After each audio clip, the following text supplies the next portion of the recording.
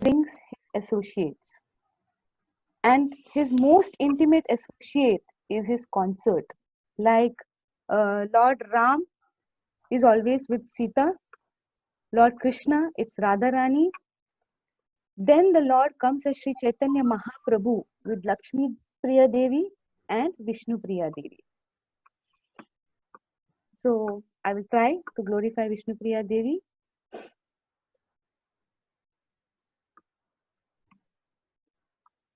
Not able to change. Yeah.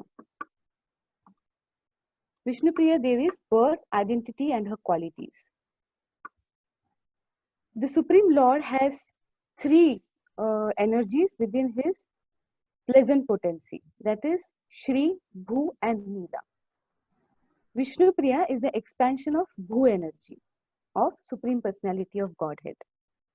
Vishnupriya Devi was born of the great Brahman Sanatana Mishra. Sanatan Mishra was actually King Satyajit, father of Satyabhama. So, Satyabhama, as per Gaur Ganodesha Deepika, Vishnupriya was Satyabhama. She was an ocean of beauty and divine qualities. She was chaste and faithful. Every day she used to go to river Ganges to bathe 3 times. 3 times she used to go to bathe in river Ganges. She used to worship Mother Ganga. She used to worship she used to worship Brahman and Tulsi Devi. Whenever she used to go to Ganges to take bath, she used to meet Sachi Mata over there. Sachi Mata, mother of Lord Chaitanya Mahaprabhu. So she always used to touch her feet with respect, take blessings from her, and offer much devoted respects because Sachi Mata was so illustrious and so elder. When Vishnupriya Devi would daily offer her such respect, Sachi Mata's heart must be filled, used to fill with appreciation and affection for her.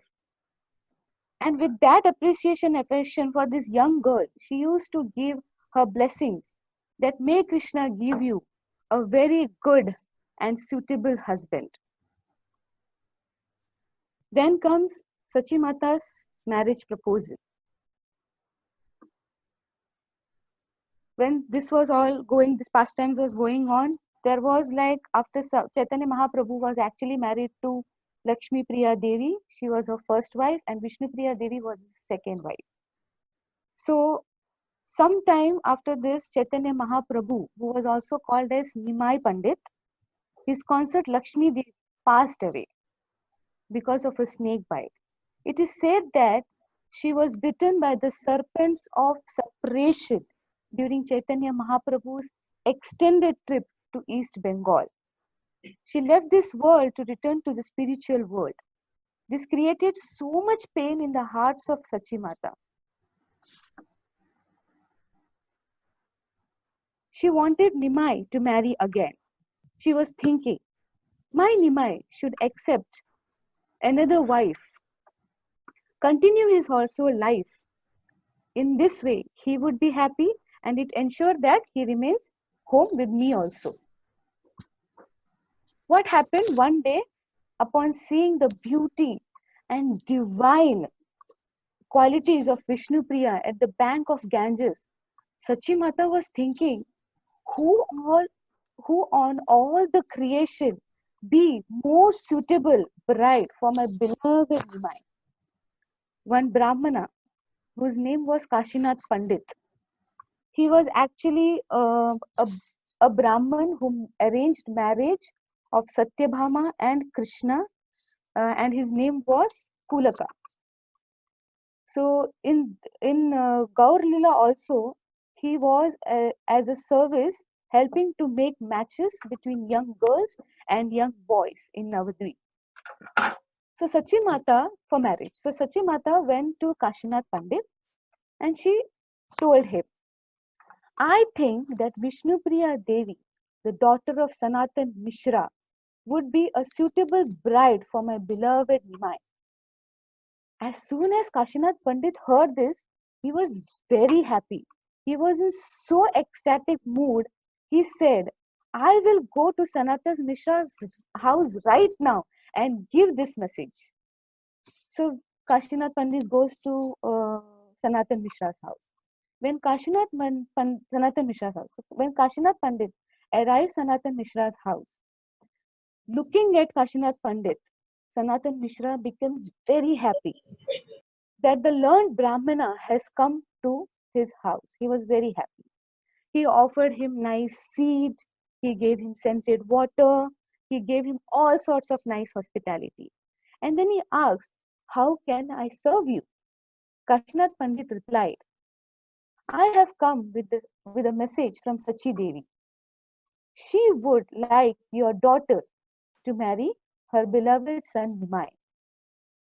As far as I am concerned, Kashinath Pandit said, as far as I am concerned, there is no on all this world with more exalted qualities than Nimai Pandit. And there are no women that can compare to Vishnupriya Devi. I think that this marriage will be equal to Krishna and Rukmani as their marriage in Dwarka. Listening to this, Sanatan Mishra became very happy. He wants to discuss this with his wife and all his family members. And he immediately said, please arrange this marriage as soon as possible. This marriage should take place. You send this message to Sachi Devi that I, with my full heart, all of us, we agree to this proposal. When Kashinath Pandit heard this, he again became into ecstatic mood. He went to Sachi Mata, gave this good news to her, and she became happy. Then they informed Nimai Pandit, and he also was very happy. Now, grand wedding of Nimai Pandit and Vishnupriya Devi. So they started beginning the arrangements for the marriage. At that time, Buddhimanta Khan, who was a very, very wealthy man, came forward. Buddhimanta Khan was King Suvarnasena, who used to rule Navadvip in Satya Yuga and was very attached to material wealth. Due to the mercy of sage Narada Muni, he received Krishna Prem on the benediction to be born as Buddhimanta Khan in Gaurlida. So this Buddhimanta Khan, he arranged for the marriage. He came and he said, Nimai Pandit is the supreme personality of Godhead. He is Lord of all creations, and I want to make all the arrangements, and I want to meet all the cost of having the most wonderful marriage that this land would ever see. At that time, one more devotee came. His name was Mukunda Sanjay. He was a person in whose house Lord Chaitanya Mahaprabhu over the time used to teach classes. So this devotee said, Buddhimanta Khan, please allow me to pleasure and also help to make arrangements for this marriage. Buddhimanta Khan replied, I do not want this to be a poor Brahmin's marriage. I will make this the most beautiful marriage with all opulences. In this way, Buddhimanta Khan made so many wonderful arrangements that everyone in the entire Navadvip came for the marriage. Chaitanya Bhagavat explains in detail about this marriage. Beautifully they have explained. Chaitanya would perform, all the traditions would perform very perfectly. All the mantras were chanted by great Brahmanas. So many wonderful flowers, canopies, beautiful chariots, palanquins were there. There was amazing kirtan and Brahmanas chanting auspicious slokas. Lord Chaitanya was given by Buddhimanta Khan practically unlimited amount of auspicious article or gifts to be given in the charity. There was incredible nice prasad, Mahaprasad, served to everyone. And there was line of thousands and thousands of people who came to give their blessings to Nimai and Vishnupriya Devi. As he was also giving many gifts. So you come, give the blessings, take the return gift. It was like that. So the gifts were so nice. All the gifts were very nice. But some gifts were so special, which was specially given to Brahmanas. Okay. So it was such that that gift was so nice that many of them wanted seconds and thrice, like more and more and more. So what happened when they used to come and stand in a line in a queue to get that gift? They used to come, stand in a line, take the gift, go back, stand in a line again, come back, take the gift, go back again, then again they used to come. Again and again they used to go back and back and back continuously to take the gift. So some of the people started thinking, what is this happening? Continuously they are coming and taking the gift. This is not fair. There will be no gift for us. Nimai Pandit at that time said, no, no, no, no. Let them come. Let them take gift as much as they want. Let them be satisfied. There are lots of gifts. Everyone will get it. In this way, Sri Chaitanya Mahaprabhu completely satisfied each and everyone who came there in their marriage. And everyone were praising Nimai for his charitable nature and goodness of heart. They were also praising Vishnupriya Devi for her beauty and excellent characteristics. In this way, beautifully, the marriage took place. Then comes Vishnupriya Devi as a wife. As Vishnupriya Devi was the supreme most of all wives, she was caring and loving, willing to do anything for her beloved husband, Lord Gaurasundara. Throughout the day, she was working so hard just to serve him. She would take care of the devotees. She would worship Tulsi Devi on his behalf. Whenever guests would come, whether it was one guest or 20 guests, with her own hands, no servant she used to cook. It doesn't matter for her how many guests would come. Within a short period of time, she would arrange wonderful prasad for them. She would assist her husband. She would always greet them so cheerfully. She would clean everything and make new arrangements. In this way, practically day and night, she was personally working with great enthusiasm to assist her husband in various service to Vaishnavas and Brahmanas. She never expected anything except the opportunity to serve her beloved husband, Lord Gaurasundara. Plus, she also used to take care of Sachi Mata. She was fully engaged constantly. She never argued, with her Lord, she never complained, she never criticized anyone, no matter how hard she had to work. The one more thing I would like to say is that I don't know about how we Matajis are, but looking at this, I think I should change. It's like when Gaurasundara returns home, when he goes for preaching or some other work, when Gaurasundara returns home, she will greet him like a fresh lotus flower with a beautiful smile on her face and sweet words. In this way, she was showing how every wife is supposed to be in Krishna consciousness. Of course, Gaurasundara also shows how every husband should be in Krishna consciousness.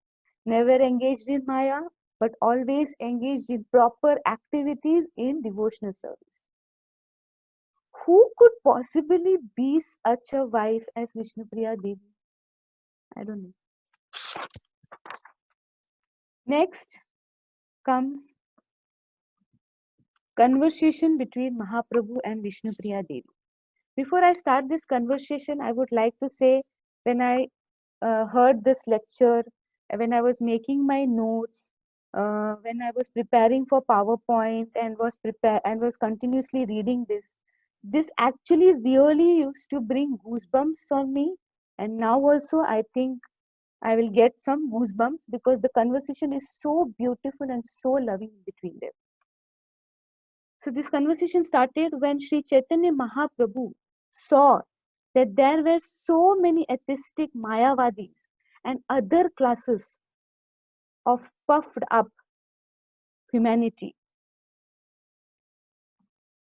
that was not willing to accept the teachings of Krishna and Sankirtana movement. He thought that the nice people, they are accepting my teachings, but the crook people, they will not. Lord Chaitanya was, it is said that Lord Chaitanya Mahaprabhu was Patita Pavan Avatar. So he decided, if I take sannyas, they would respect me and hear what I say. As long as I am a grahastha, they will think I am an ordinary man like them. So with this in his mind, he secretly explained to just few of his intimate associates of this plan of taking sannyas. The night he was leaving to take sannyas was Makar Sankranti. Vishnupriya Devi was very young at that time. She was only 14 years of age. As I said, she never complained, she never argued, she never expected anything. So that night, she revealed her mind and her heart to Chaitanya Mahaprabhu. She said, I can't live without you. Please do not go. I have heard that you will take sannyas. But certainly, if you leave me, I should give up my life because you are my only wealth and my only treasure. My only purpose of living is to be with you, to serve you, and to love you, my Lord. Lord Chaitanya Mahaprabhu, after hearing this, tried to pacify her and explain to her, my beloved wife, I will always be in your heart, and I will always be, and you will always be in my heart. No one can separate the love between the devotee and the Lord. So I will always be with you, and you will always be with me on the spiritual platform. Vishnupriya, with the heart overlapped with separation, told Gaurasundara, whatever pleases you, my Lord, you must do as you can do anything. I am your servant unconditionally. You can embrace me or you can trample upon me, putting me in distress or may even make me broken-hearted by not being present before me, by leaving. You have all the right to do anything, whatever pleases you. That is all it matters. Then she gives an example of gopis. That gopis were willing to go to hell to please Krishna and relieve his headache. Vishnupriya Devi expressed this mood of love and surrender by giving more examples. That night, after the conversation, she massaged the lotus feet of her Lord Gaurasundara, and by massaging his lotus feet, she fell asleep. I've also heard that she doesn't wanted to sleep that night, but it's like Maya Devi who, by the request or by the will of Chaitanya Mahaprabhu, she came and she made her sleep. So when she fell asleep, it was towards the latter part of the night. Lord Chaitanya Mahaprabhu left to chase after the fallen souls in this age of Kali. Vishnupriya Devi was never allowed to see him again. But Chaitanya Mahaprabhu asked one of his devotee named Vamshivadan to take care of Sachimata and Vishnupriya Devi as being their servant after he left. Now, a sannyasi is not allowed to meet his wife ever again. When Chaitanya Mahaprabhu left, Sachi Mata was also separated from her beloved son. But at least she was able to meet her beloved son Nimai occasionally. She could embrace him, she could cook food for him, she could feed him, she could spend time with him. But Vishnupriya Devi could never meet him or even associate with him. She could never render service to him. Lord cannot give such a difficult service to any ordinary devotee. But did after facing so much of problem that she can't meet her husband, she can't have associate with him, uh, did her devotion, did her love, did her faith on her beloved husband went off, or got faded, or became less? No. Her devotion still remained totally resolute, and it never got extinguished. Whatever memories of the Lord she had when she had association with him, she had with her. She could cherish those memories which is there in her heart, and would chant the names of the Lord, Gauranga, Gauranga, and perform immense austerity. Then comes Vishnupriya Devi's devotion. On request of Vishnupriya, it was Vamshivadan that carved the beautiful Murti or deity of Chaitanya Mahaprabhu. So you can see in the PowerPoint. This deity you can see in Navadvip, named as Shri Dameshwar Mahaprabhu. In fact, I also came to know that under one of Chaitanya Mahaprabhu's feet, the name of Vamshivadan, under Mahaprabhu's feet, the name of Vamshivadan is carved in this deity. So, Vishnupriya Devi worshipped this deity, and along with this beautiful deity, she also used to worship footwear Paduka of Mahaprabhu, which was personally gifted to her by the Lord.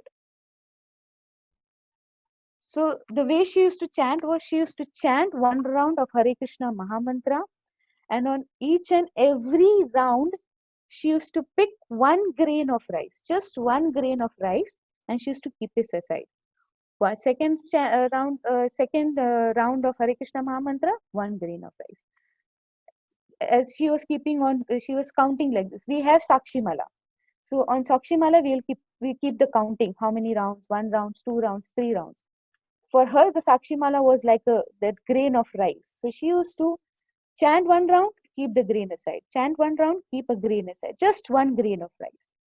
Throughout the day, after chanting throughout the day, whatever rice is collected, that rice she used to cook. She used to offer it to her beloved Gaur Sundara deity, and that prasad she used to honor. She used to eat. She would do this year after year after year because of her intense separation from her Lord. She would only sleep for 3 hours in the night. Only 3 hours in the night. There were constantly tears flowing from her eyes. Her luster disappeared. She became very faint and initiated. When the devotees saw her condition, her ecstatic love, their hearts were wiped hideously. It is described Srinivas Acharya, who was one of the great associates of Chaitanya Mahaprabhu, and other devotees, they went to Navadvip, Mayapur Dham, and upon seeing Vishnupriya Devi's condition, it brought such ecstasy of spiritual sorrow to their hearts. Vishnupriya Devi also used to have so many dreams of Lord Gaurasundar that he would appear and reassure her that he is always there with her. One time she had a dream about Srinivas Acharya, uh, that he was coming to meet her. As I told, he was a great associate of Chaitanya Mahaprabhu. When she saw him really coming, she felt so happy. It brought life to her. It is also said, greater the separation, greater was the intensification of her devotion. Uh, and she demonstrated the utter selflessness of pure love. Vishnupriya Devi used to say, "My dear Lord, whatever you want me to contribute to your pastimes, to serve you, I'm ready to do that. If that means I will never get your association, that means you are demonstrating example of supreme renunciation. I have to play the role of never being able to associate with you, never get an opportunity to serve you directly. I will accept that, my Lord." In this way, she had given to the world her own example of complete chastity and faithfulness in the loving service of the Lord. I would conclude. Such is an example of an extraordinary devotion. As I said, that Lord will not give such a difficult service to an ordinary devotee. So she was an extraordinary devotee. So this is an example which Vishnupriya Devi offers us, and we can pray at her lotus feet that she can give us at least a drop of the selflessness and the dedication that manifested to her devotion. Hare Krishna. Thank you very much. Hari Bol.